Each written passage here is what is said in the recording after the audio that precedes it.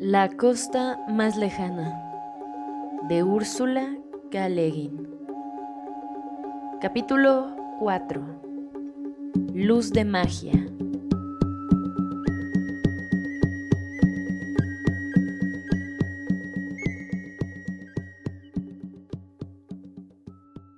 Seca.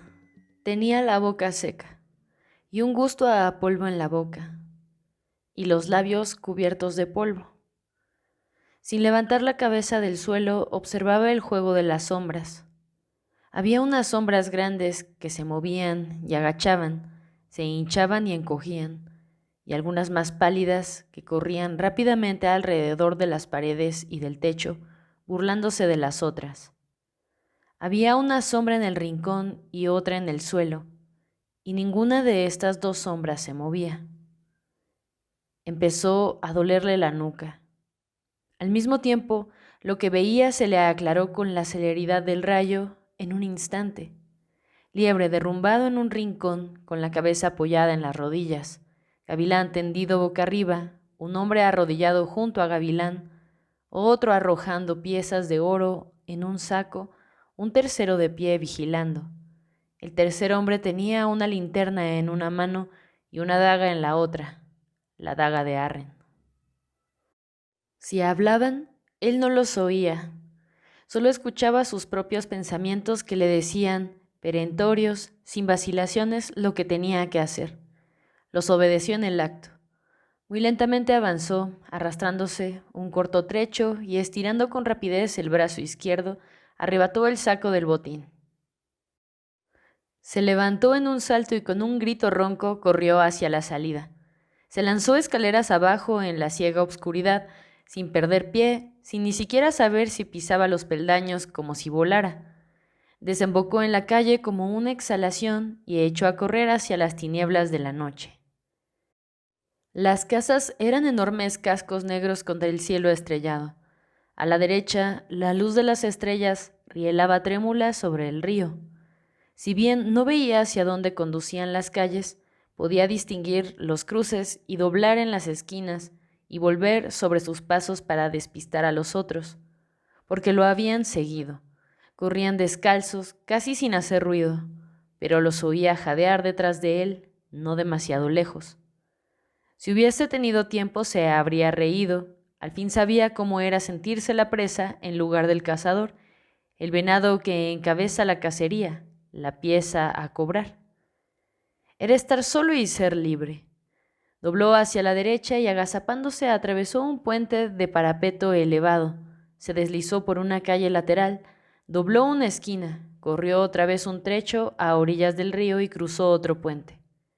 El único ruido en toda la ciudad era el de sus propias pisadas. Se detuvo en la cabecera del puente para quitarse los zapatos, pero los cordones estaban fuertemente anudados y los cazadores no lo habían perdido. La linterna chispeó un instante del otro lado del puente. Los pasos pesados y blandos se aceleraban. No podría librarse de ellos, lo único que podía hacer era correr y correr, siempre adelante, y alejarlos del cuarto polvoriento. Junto con la daga, le había quitado el capote y estaba en mangas de camisa, ligero de ropas y acalorado. La cabeza le daba vueltas y el dolor en la base del cráneo era cada vez más punzante. Y él corría y corría. El saco del botín le estorbaba. Lo arrojó bruscamente al suelo. Una pieza de oro voló por el aire y golpeó contra la piedra con un tintineo claro. «¡Aquí tenéis vuestro dinero!», gritó, la voz enronquecida y jadeante. Reanudó la carrera y de pronto la calle se terminó. No más calles transversales, no más estrellas delante, un callejón sin salida. Sin detenerse, dio media vuelta y corrió hacia sus perseguidores. La linterna se balanceó sacudiéndose delante de él. Con un grito de desafío los enfrentó. Una linterna se balanceaba delante hacia atrás. Un débil punto de luz en una extensión gris y móvil. La miró un largo rato. Se hizo más débil y por último una sombra le pasó por encima. Y cuando la sombra se alejó, La luz había desaparecido. Sintió un poco de tristeza por la luz, o acaso por él mismo, pues sabía que ahora tenía que despertarse. La linterna, muerta, seguía balanceándose contra el mástil. Todo alrededor, el mar se iluminaba con el sol naciente. Un tambor redoblaba. Se oía el crujido pesado, regular de unos remos. El maderamen de la nave chirriaba y crujía con un centenar de voces débiles. Los hombres encadenados con Arren en la cala de popa estaban todos en silencio. Cada uno de ellos llevaba una banda de hierro alrededor de la cintura y manillas en las muñecas, y una cadena corta y pesada unía estas dos prisiones con las del hombre de al lado. El cinto de hierro estaba sujeto a su vez a una argolla del puente, de modo que el hombre podía sentarse o acuclillarse, pero nunca ponerse de pie. Estaban demasiado cerca unos de otros para echarse en el fondo de la pequeña cala de carga. Arren estaba en el ángulo de la escotilla delantera. Si levantaba la cabeza alcanzaba a ver el puente entre la cala y el cairel, de unos 50 centímetros de ancho. No recordaba mucho de la noche anterior, salvo la cacería y el callejón sin salida. Había luchado, lo habían derribado y atado de pies y manos y lo habían llevado a alguna parte. Había oído una voz extraña, susurrante. Hubo un lugar parecido a una herrería, llamas rojas que saltaban de una fragua. No podía recordar. Sabía, sin embargo, que estaba a bordo de un barco de esclavos y que lo habían capturado para venderlo. Para Arren eso no significaba mucho. Era la sed lo que lo atormentaba. Tenía el cuerpo magullado y le dolía la cabeza. Cuando salió el sol, la luz le hirió las pupilas con dardos de dolor. A media mañana les dieron un cuarto de pan y un trago largo de un odre de piel que un hombre de facciones duras y angulosas le sostenía sobre los labios. Llevaba alrededor del cuello una ancha banda de cuero con tachas de oro, como si fuera un perro. Cuando Arren lo oyó hablar, reconoció la voz débil, extraña y sibilante. La bebida y la comida le aliviaron por un momento la miseria física y le despejaron la mente. Miró por vez primera los rostros de sus compañeros de esclavitud, 3 con él en un banco y 4 en el de atrás. Algunos estaban sentados con las piernas levantadas y la cabeza apoyada sobre las rodillas. Uno yacía caído en el suelo, enfermo o drogado. El que estaba al lado de Arren era un muchacho de unos 20 años, con una cara ancha y chata. ¿A dónde nos llevan?, le preguntó Arren. El muchacho lo miró. No había más de un palmo de distancia entre ellos, y sonrió, encogiéndose de hombros, y Arren supuso que quería decir que no lo sabía, pero luego el otro sacudió los brazos encadenados y abrió grande la boca, siempre sonriente. En lugar de la lengua solo tenía una raíz negra. «Ha de ser a Shoul», dijo alguien a espaldas de Arren, y otro, «o al mercado de Amrun». Y al instante, el hombre del collar, que parecía estar en todas partes a la vez en aquella nave, se inclinó por encima de la cala siseando. «¡Silencio! Si no queréis ser cebo de tiburones». Y todos callaron. Arren trató de imaginarse esos lugares. Shoal, el mercado de Amrun. Allí se vendían esclavos. Los alinearían delante de los compradores, sin duda, como los bueyes o los carneros en el mercado de Berila. Allí estaría él encadenado. Alguien lo compraría y se lo llevaría a casa, y luego le daría una orden, y él se negaría a obedecer, o quizá obedecería, o trataría de escapar, y de cualquier modo lo matarían. No era que el alma se le rebelase ante la idea de la esclavitud, estaba demasiado enfermo y confundido. Sabía simplemente que no resistiría más de 1 o 2 semanas y que al cabo se moriría o lo matarían. Y el hecho lo asustaba aunque lo entendiese y lo aceptase, de modo que dejó de pensar. Bajó los ojos y miró el entablado negro e inmundo de la cala, y sintió el calor del sol sobre los hombros desnudos y la sed que le resecaba la boca y le cerraba otra vez la garganta. El sol se puso y la noche cayó despejada y fría. Unas estrellas brillantes despuntaron en la oscuridad. El tambor batía como un corazón, lentamente acompañando el batir de los remos. Ahora el peor tormento era el frío. La espalda de Arren recibía un poco de calor de las piernas acalambradas del hombre sentado detrás y su flanco izquierdo del mudo acurrucado junto a él y que zumbaba un ritmo ronco en una sola nota. Hubo un relevo de remeros y de nuevo empezó a batir el tambor. Arren había esperado con impaciencia la obscuridad de la noche y le dolían los huesos, pero no podía dormirse ni cambiar de posición. Estaba allí sentado, tembloroso y dolorido, la boca reseca de sed, los ojos fijos en las estrellas que saltaban en el cielo a cada golpe de los remos. Volvían quietas a su sitio, saltaban otra vez, volvían, reposaban un momento. El hombre del collar estaba de pie junto con otro hombre entre la cala y el mástil. La pequeña linterna que se balanceaba en el mástil proyectaba algunos rayos de luz entre los dos, destacando las siluetas de las cabezas y los hombros. «Niebla, por los cuernos del diablo», dijo la voz susurrante, abominable, del hombre del collar. «¿Qué hace una niebla en el estrecho austral en esta época del año? ¡Maldita suerte!». Redoblaba el tambor. Las estrellas brincaban, volvían a su sitio, descansaban un momento. Junto a Arren, el hombre sin lengua se estremeció de pronto e irguiendo la cabeza lanzó un grito escalofriante, un sonido terrible e informe. «¡Silencio allí!», rugió el segundo hombre cerca del mástil. El mudo se estremeció de nuevo y dejó de zumbar mascando aire. Furtivas, las estrellas se deslizaron hacia la nada. El mástil osciló y se desvaneció. Un manto frío, gris, pareció descender sobre la espalda de Arren. El tambor vaciló y empezó a batir otra vez, a un ritmo más lento. «Espesa como la leche cuajada», señaló la voz ronca sibilante. «A ver tú, marca el compás. De aquí a 20 millas no hay ningún bajío». Un pie calloso, cruzado de cicatrices, surgió de la niebla.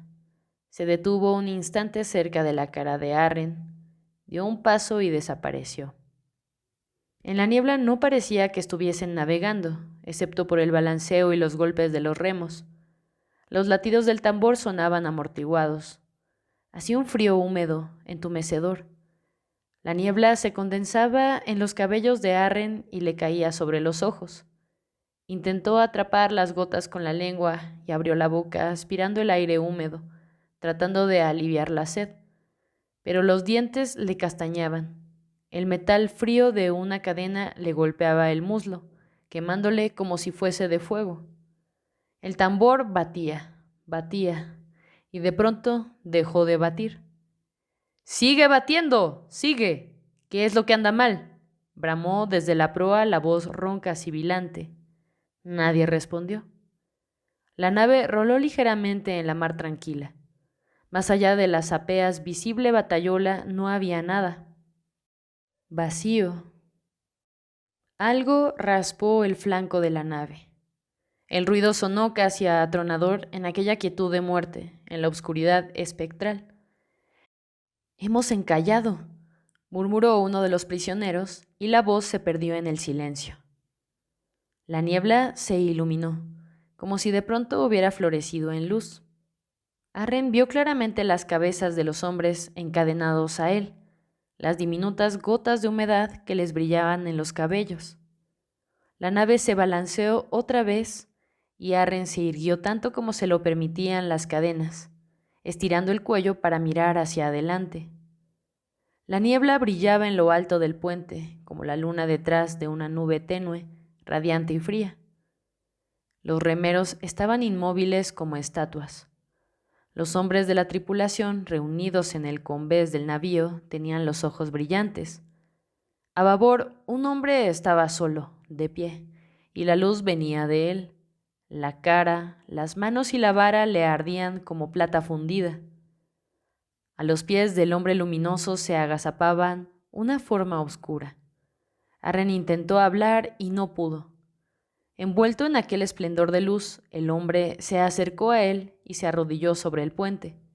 Arren sintió el contacto de una mano y oyó la voz del archimago. Sintió que los hierros que le aprisionaban las muñecas y la cintura cedían de pronto. El chirrido de las cadenas se oyó en toda la cala. Sin embargo, ningún hombre se movió. Solo Arren intentó levantarse, pero no pudo. Embarado como estaba por la prolongada inmovilidad, el puño firme del archimago le apretó el brazo y con esa ayuda Arren se arrastró fuera de la cala y se acurrucó en el puente. El archimago se alejó. El velado resplandor brilló en los rostros inmóviles de los remeros y se detuvo junto al hombre que se había agazapado contra la batayola. «Yo no castigo», dijo la voz dura, clara, fría como la fría luz mágica de la niebla. «Pero, por la causa de la justicia, Egre me otorgó este derecho. Ordeno a tu voz que enmudezca hasta el día que encuentres una palabra digna de ser pronunciada». Volvió al sitio en que dejara a Arren y lo ayudó a ponerse en pie. «Y ahora ven, hijo», dijo, y con la ayuda del archimago, Arren pudo avanzar cojeando y gateando, y dejarse caer en la embarcación que se mecía allá abajo, al costado del navío, mira lejos. La vela era como el ala de una mariposa nocturna en la niebla. En el mismo silencio y en la misma calma de muerte, la luz se extinguió y la barca viró y se alejó del flanco del navío, y casi en el mismo instante la mortecina linterna del mástil, los remeros inmóviles, el pesado casco negro, todo desapareció. Arren creyó oír voces que estallaban en gritos, pero el sonido era débil y pronto se perdió en la distancia. Poco después, la niebla empezó a disiparse y a deshilacharse, llevada por el viento en la obscuridad. Emergieron a la luz de las estrellas y silenciosa como una falena, Miralejos se deslizó sobre el mar a través de la noche clara. Gavilán había envuelto a Arren en mantas y le había dado agua. Estaba sentado con la mano apoyada en el hombro del muchacho, cuando éste de pronto se echó a llorar. Gavilán no dijo nada, pero había dulzura, firmeza en el contacto de su mano. Arren se fue calmando poco a poco, sintió calor en el cuerpo, el balanceo suave de la barca, una paz en el corazón. Alzó los ojos y miró a Gavilán. Ninguna claridad sobrenatural irradiaba ahora el rostro sombrío. A duras penas alcanzaba a distinguirlo a la luz de las estrellas. La barca proseguía su carrera, guiada por un encantamiento. Las olas cuchicheaban a los costados como sorprendidas. ¿Quién es el hombre del collar? No te muevas. Un filibustero, Egre. Usa ese collar para esconder una cicatriz donde una vez le cortaron la garganta. Parece que ha caído de la piratería al tráfico de esclavos. Pero esta vez se ha topado con el cachorro del león. Había un dejo de satisfacción en la voz seca, tranquila. ¿Cómo disteis conmigo? Hechicería, soborno. Perdí el tiempo. No quería que se supiera que el archimago y decano de Roque andaba orgoneando por los tugurios de Hort. Ojalá hubiera podido conservar mi disfraz, pero tuve que andar a la casa de uno y otro individuo, y cuando descubrí al fin que la galera de esclavos había zarpado antes del alba, perdí la paciencia. Embarqué en Miralejos. Llamé el viento a la vela y paralicé en los toletes los remos de todas las naves de esta bahía por un tiempo. ¿Cómo se lo explicarán si la magia es puro aire y mentiras? No me concierne. Pero en mi prisa y mi cólera me adelanté sin darme cuenta a la nave de Egre, que había ido hacia el sudeste para evitar los bajíos. Todo cuanto hice ese día estuvo mal hecho. No hay suerte en Hort. Bueno, al fin urdí un encantamiento de encuentro, y así fue como di con el navío en la obscuridad. ¿No convendría que durmieras ahora? Estoy bien, me siento mucho mejor.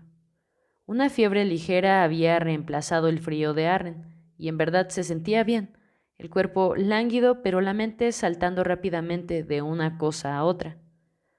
¿Cuánto tardasteis en despertaros? ¿Qué fue de liebre? Me desperté con la luz del día, y por suerte soy de cabeza dura, tengo detrás de la oreja un chichón y un tajo que es como un pepino partido en dos. A liebre lo dejé en el sueño de la droga. Yo fallé en mi guardia, pero no porque te quedaras dormido. No, Arren titubeó. Fue... Yo estaba... Tú estabas delante de mí. Yo te veía, dijo Gavilán extrañamente. Y entonces ellos entraron sin que nos diéramos cuenta. Nos asestaron un mazazo en la cabeza, como a los borregos en el matadero. Se apoderaron del oro, de las ropas buenas y del posible esclavo y se marcharon. Era a ti a quien buscaban, hijo. Tú habrías alcanzado el precio de toda una hacienda en el mercado de Amrun. No me golpearon lo bastante fuerte. Me desperté. Los hice correr un poco. Desparramé el botín por la calle antes de que me atrapasen. Los ojos de Arren centelleaban. ¿Te despertaste mientras ellos estaban allí? ¿Y huiste? ¿Por qué? Para atraerlos lejos de vos. Herido en su amor propio por la sorpresa que advertía en la voz de Gavilán, Arren agregó con altivez. Pensé que era a vos a quien buscaban. Temí que intentaran mataros. Les arrebaté el saco del botín para que me persiguieran. Grité y eché a correr, y ellos me persiguieron. Sí, claro que te persiguieron. Eso fue todo cuanto dijo Gavilán, ni una palabra de encomio, aunque permaneció un momento callado y pensativo. Luego dijo, ¿no se te ocurrió pensar que quizá yo ya estuviese muerto? No. Asesinar primero y robar después es el procedimiento más seguro. No lo pensé, solo quería alejarlos de vos. ¿Por qué? Porque vos hubierais podido defendernos, sacarnos del trance a los dos, si despertabais a tiempo, o al menos salvaros vos. Mi deber era montar guardia, y fallé. Traté entonces de reparar mi falta. Era vos a quien quería proteger. Vos sois el que cuenta. Yo solo estoy aquí para velar por vos, para ayudaros en lo que necesitéis. Vos sois quien habrá de guiarnos donde quiera que sea, a reparar el mal. ¿Sí? Dijo el mago. También yo lo creía hasta anoche. Pensaba que tú me seguías, pero era yo quien te seguía a ti, muchacho. El tono era frío y quizá un poco irónico. Arren no sabía qué decir. En verdad estaba completamente confundido. Había supuesto que el hecho de dormirse o caer en trance mientras estaba de guardia podía perdonársele aparte por la hazaña de haber alejado de Gavilán a los ladrones. Parecía ahora, sin embargo, que esto último había sido una estupidez, y haber caído en trance en el peor momento, maravillosamente oportuno. Siento mucho, mi señor, dijo con los labios crispados y conteniendo a duras penas las ganas de llorar, haberos fallado, y vos me habéis salvado la vida. ¿Y tú acaso la mía? Dijo el mago con aspereza. ¿Quién sabe? Quizá cuando acabaran con todo me habrían degollado. Basta ya, Arren. Estoy contento de tenerte conmigo. Fue hasta la caja de los avíos, encendió el hornillo de carbón, de leña, y se puso a trabajar. Arren contemplaba las estrellas, se sentía ahora más tranquilo, y sus pensamientos dejaron de atropellarse unos a otros, y solo entonces comprendió que ni lo que había hecho, ni lo que había dejado de hacer, sería juzgado por Gavilán. Lo que había hecho, hecho estaba, y como tal lo aceptaba Gavilán. Yo no castigo, le había dicho a Egre fríamente, pero tampoco premiaba. Sin embargo, había partido con premura en busca de Arren a través del mar, salvándolo con poderes mágicos y volvería a hacerlo. Era digno de todo el amor que Arren le tenía y de toda su confianza. porque no había duda de que él confiaba en Arryn. Lo que Arryn hacía estaba bien. Ahora se acercaba, trayéndole una taza humeante de vino caliente. Tal vez esto te haga dormir. Ten cuidado, te quemará la lengua. ¿De dónde sale este vino? Nunca he visto a bordo un odre de vino. Hay cosas en Miralejos que los ojos no ven, dijo Gavilán sentándose de nuevo, y Arryn lo oyó reír, una risa breve y casi silenciosa en las sombras. Arryn se incorporó para beber el vino. Era muy bueno, reanimaba el cuerpo y la mente. ¿A dónde vamos ahora? Dijo. Hacia el oeste.